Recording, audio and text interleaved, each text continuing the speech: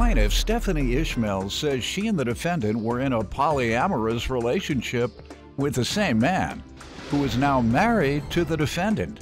Stephanie claims she eventually got pregnant with their shared man's baby, but the relationship has since ended, and she's suing for unreturned property.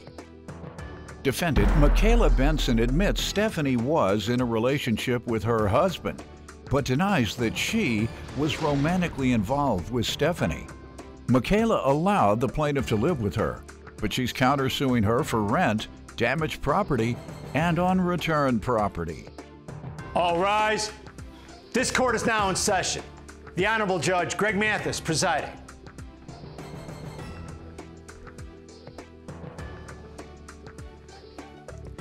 You may now be seated. Start with you. I became acquainted with Michaela through Quentin, her now husband. In 2018, we were in a polyamorous relationship. My first actual meeting... What's the difference between polyamorous and polygamous? Well, polyamorous, I would say that there are different partners. Polygamy, I'm pretty sure that's whenever you marry different people or several different people, right? Yeah, polygamy is having more than one wife, or I guess husband as well. Polyamorous what? Polyamorous, it doesn't really require a wife, but polyamorous... That has nothing to do with the definition. All right, go ahead. As far as I know, I could be wrong, but as far as I know... Probably right, they're two different words, so... Yes, sir. So we were in a polyamorous relationship. Me and Michaela, we weren't in any sort of a relationship. It was just that we were both in a relationship. Are y'all living with them? Both of you? That was the goal, but it wasn't happening. Never happened? Oh, please. He was just cheating. Go ahead. That's what you call cheating. A man with more than one woman. Y'all ain't married. Y'all ain't living together. Well, cheating. He was cheating on y'all. I wouldn't say cheating. If it make you feel better, fine. I understand what you're saying. Many women know that their men or husbands or whatever are cheating, and they just, whatever reason, how they handled it their own way. So you all handled it your own way. Right. And he was cheating. Correct. I got news for you. Go ahead. Knowledge or no knowledge. So I guess cheat means you don't have knowledge. Well, he was... Yeah, the playboy. Both of you went with a playboy. Yes, sir, and still. Still what happened? Well, see, the thing is, when I agreed to the original polyamorous relationship, like, that was my whole view, was that I know and have also been a woman that, you know, has been in a supposed monogamous relationship and just miserable because of the fear of deceit, or because it's known, although not like right in your face, that he's cheating, and you either can't prove it, or, you know, women make themselves miserable every day being with men that are not faithful to them, and they just continue to put up with it. So, I mean, that was one of my big points, was that, you know, I can respect his honesty, and I can respect, you know, that he is who he is, and I mean, I didn't see anything wrong with accepting that. I mean, like I said, plenty of, you know, there's been times I've done it myself, accepted something that I didn't want to accept. So this, with knowing it and I could respect the truth, I went ahead with it. The end goal was to have more children and have a family and a household, and it wasn't my exact idea of a family or of, you know, what I thought my future would hold, but it was definitely some sort of what I wanted. So that's why I agreed to it. Okay. Okay. Well, that's your rationale. Doesn't sound like a bad rationale. Right. Like you can find another way to stop a guy from cheating, though. Well, I mean, no, sir. Cheating wasn't necessarily... They tell you what to do to stop him from cheating. Well, I mean, cheating is deception, and if you're not lying to me about what you're doing, and I'm comfortable with it, it never made me feel awkward. I'm comfortable as a woman, and I'm comfortable with... Go ahead, let me hear from you now. So in 2018, I did meet Stephanie. It was our first meeting that we've ever encountered. I met her through my husband, Quentin. He was not my husband at the time. We got married a month after us meeting Stephanie. The night that we met, it was a threesome between all of us. I was not interested. It was what? Y'all was freaking? The three of you? Correct. Freaked off? It was never between Stephanie and I. It was between my husband and I and Stephanie and him. Say that again? So, it was never between what? It was never physically between Stephanie and I. Oh, y'all didn't freak off together. It was just he took? Correct. All Took right. turns Oh, throughout turn the your night. TVs down, little kids. All right, go ahead. But I got to know the case, the woman. I got to understand. Listen, I got to tell you. I got to break it right Here we down. go. All this nice talk, pretty talk. No, y'all were freaking. That's where we're getting in it. Yes, All right, that go is ahead. true. No, ain't no getting in it. Freaking. And me and her and my husband were freaking off. We're- There you go. I'm trying to pretty it up. So the Go next ahead. day, she got an attitude when Quentin told her she needed to get up to leave because we had business to handle the next day. She got an attitude quickly and was just, from that point on, I kind of figured that it was going to be some issues with her being in our relationship. Couldn't tell you why she had an attitude, but it was just, she got really mad. So. Now, who had the rank? You had the rank, right? Correct. You can't control your women? I wasn't my woman. Can't control your woman? It wasn't my woman. If you're the leader, if you're the head of the relationship, if you're number one, if you head wife, that's exactly your job. Keep the other ones in line.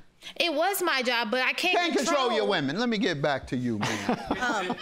Yes. Your Honor, I'd like to start by stating that, number one, we did not have a threesome that night. Yes, Yeah, we me did. and Quentin engaged in sexual activities in front of Michaela, but she did not join, You're peep nor freak. did she Go get ahead. touched in front of me. Peep freak. It was actually stated, he told me the day that he came and picked me up that she was having her monthly and she wouldn't be involved. All right, whatever. Okay, but I'm now, saying... let's move right along. was- You already got me there was no halfway off threesome. TV. I'm halfway off There TV was no already. I'm sorry. I wasn't going to bring that part Now up. let's move on. $5,000. I'm 2 feet out the door. Right. Now I got one arm left before I'm off television, ma'am. Let's stop it. I'm getting fired for laughing. That's right. You're going to get fired for thinking that's funny. That's not. That's lewd, lascivious, low down, and foul. All the things that I have been at some point in my life, but I'm no longer. Y'all going to give me a relapse, throw me back to the old days. I'm not talking about that. Michaela, we weren't in any sort of a relationship. It was just that we were both in a relationship. Are y'all living with him? Both of you? That was the goal, but it wasn't happening. Never happened? Oh, It- please. He was just cheating. Go ahead. That's called cheating. Man with more than one woman. Y'all ain't married. Y'all ain't living together. Well, cheating. I He was mean- cheating on y'all. Plaintiff Stephanie Ishmael was in a polyamorous relationship with the defendant and her now husband. And the defendant believes Stephanie is desperate to get her husband back. Property. How does she owe you for that? What happened?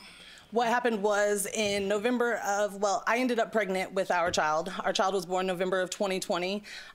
Then we had our first, where I took the baby over there to meet Quentin and Michaela. During that visit, all the adults disappeared, and when he came back, he let me know that he had to comfort her due to her being upset that this is the second child that's been born since they've been married, and she has had issues conceiving.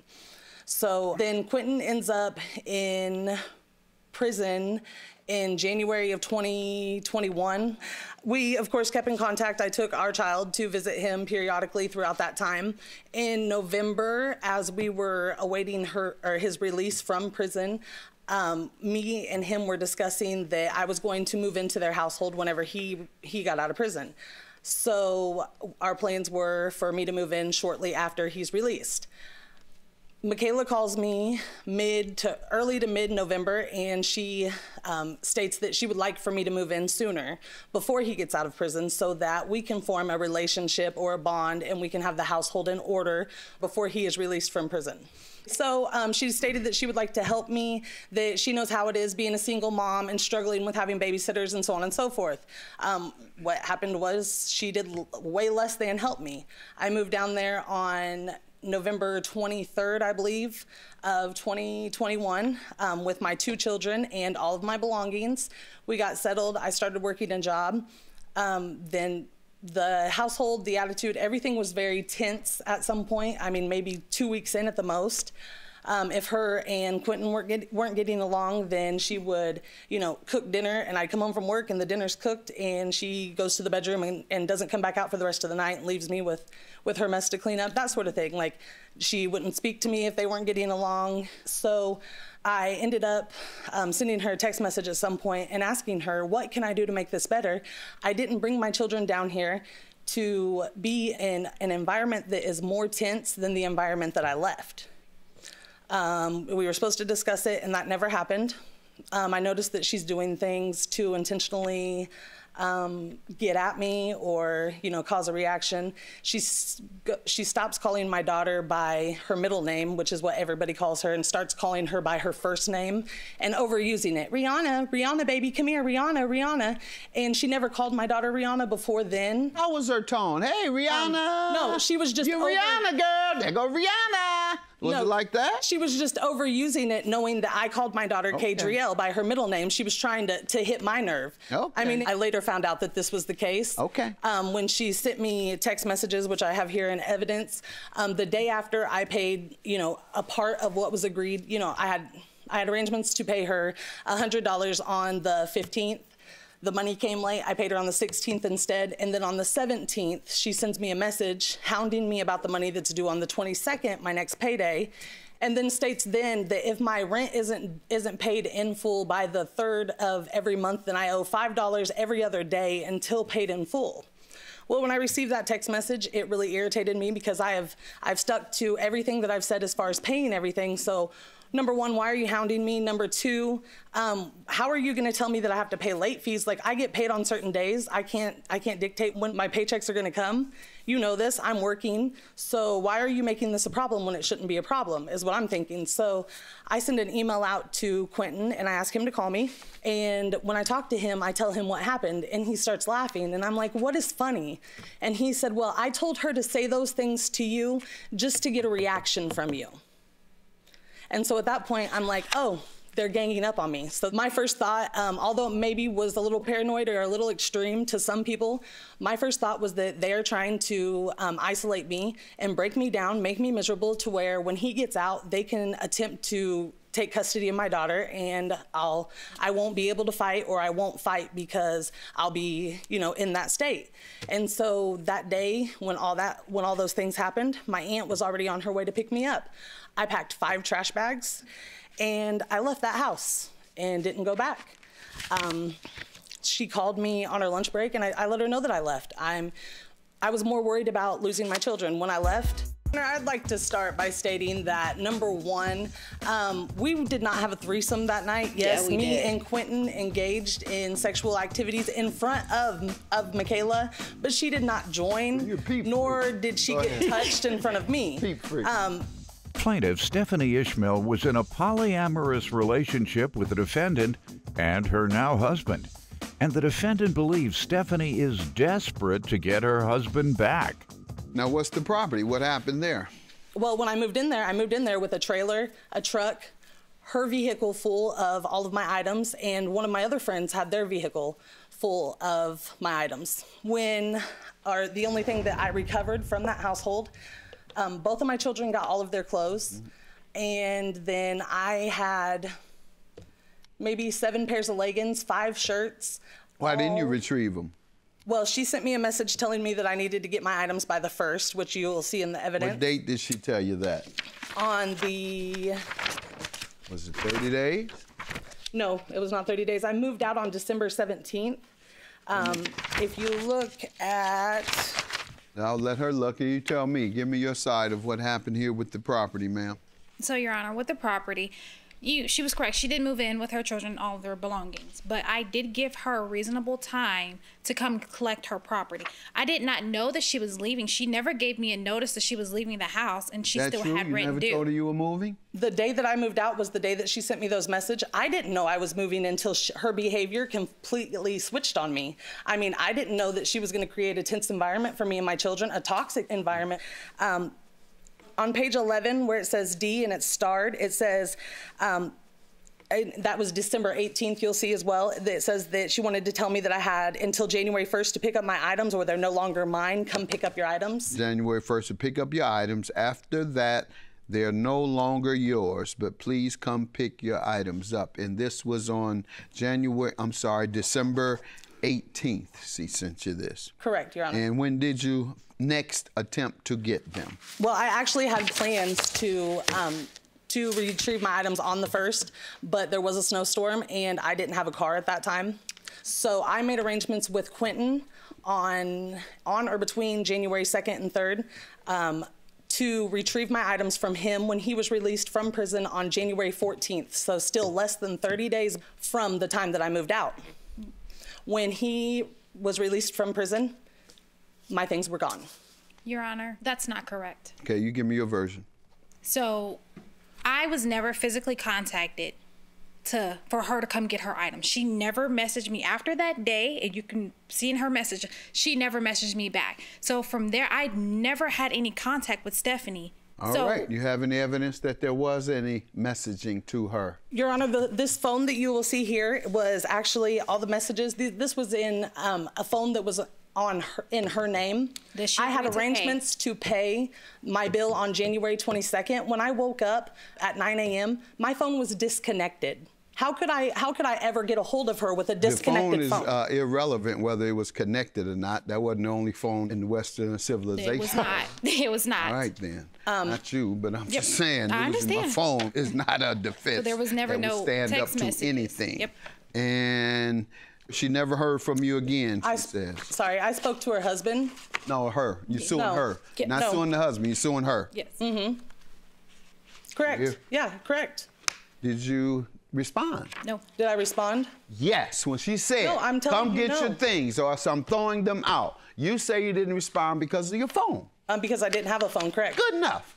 Let me hear from you. Your counterclaim. My counterclaim is because she still owes me in rent. And then the phone that we're talking about, it was an agreement, a part of her rent, that we would allow her to have the phone as a communication device. Your counterclaim for rent is? $300. How many months? She only stayed there for 1 month, so we were going to pay the $300 per month. Okay, and she hasn't paid? She only gave me $100 of that. Did she agree to pay? She did agree to pay. It was never between Stephanie and I. It was between my husband and I and Stephanie and him. So it was never between what? It was never physically between Stephanie and I. Oh, y'all didn't freak off no. together. It was just, he took. Correct. All Took right. turns. Oh, turn your TVs down, little kids. All right. Plaintiff Stephanie Ishmael was in a polyamorous relationship with the defendant and her now husband. And the defendant believes Stephanie is desperate to get her husband back. Ma'am, what do you say about the rent? I'm sorry. I apologize for interrupting, but if you look on page 6, she says, "Good morning. Are you going to have the remainder of the $180 for rent on the 22th? On the 22nd of the month, I owed $180. $80 was the phone bill, and $100 was my remainder of rent. I'm sorry, 6. Page 6. Ma'am? I do not have that evidence to see. Okay, well, I'm going to read it to you. Thank you. Please, just trust me. Which part? The top one, the top. Good morning. Are you going to have the remainder of the $180 for the rent on the 22nd? That's what you're referring to? Yes. Mm-hmm. So how do I owe? I'm sorry. I owe $300 in rent, but she clearly stated herself on the 17th that I owed $180. 80 of what do you say to that, ma'am? I have no disagreement to that, but it's still okay. Why'd you tell me different then? Why'd you tell me different? Why'd you tell me different? Because that got your case dismissed. I got your case dismissed. I did not when lie you tell me one thing and I read the other, and then you tell me you have no response to the contradiction, that calls for your case to be dismissed. Okay. Both of your cases are dismissed. Bye. Thank you. Michaela's not a factor in my life, so really maybe she needs to work on her heart and how ugly her heart is. She threw my whole life away. She threw things away that belonged to my children and to her stepchild that she supposedly loved. Obviously, she's ugly on the inside. I hope that you find happiness and stop complaining to Quentin every single day that you're unhappy, but you're steady begging him to come back. This problem Just have a wonderful life, and please leave me out of your miserable life. I'm That's miserable. all I have to say. I threw your stuff away, and I'm miserable. I mean, I think it's clear that you're too worried about me.